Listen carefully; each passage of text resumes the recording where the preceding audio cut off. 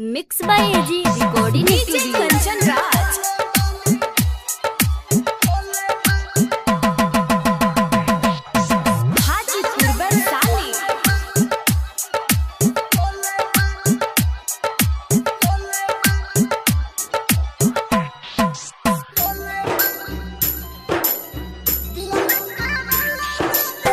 दिल के रोले बानी दिल के रोले बानी दिल के रोले बानी दिल के रोले बानी कवनो से प्यार न होई कएगो के खोले बानी दिल के रोले बानी दिल के रोले बानी दिल के रोले बानी दिल के रोले बानी कवनो से प्यार न होई कएगो के खोले बानी दिल के रोले बानी दिल के रोले बानी दिल के रोले बानी।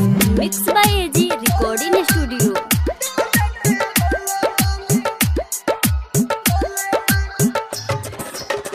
डीजे कंचन राज हाजीपुर वैशाली।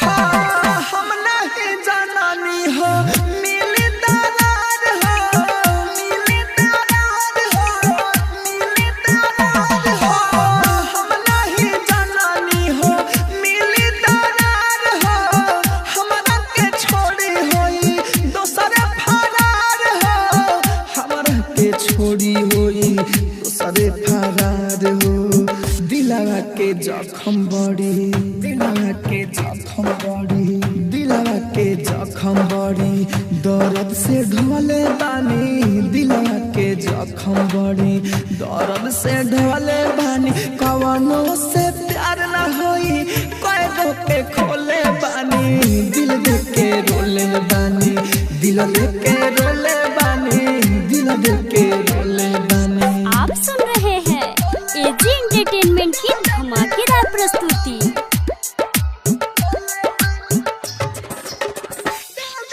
डीजे कंचन राज हाजीपुर वैशाली। हाँ, लाइटारा गोडो गोल्डन भइल बाहु के हो भइल बाहु के हो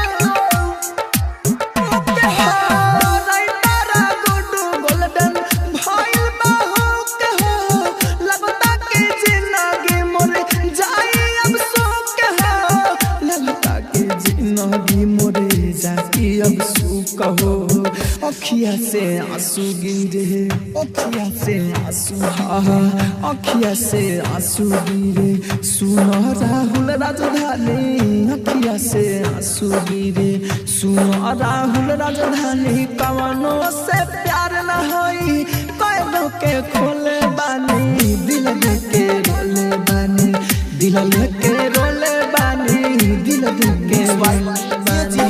स्टूडियो रोशनपुर सपहा।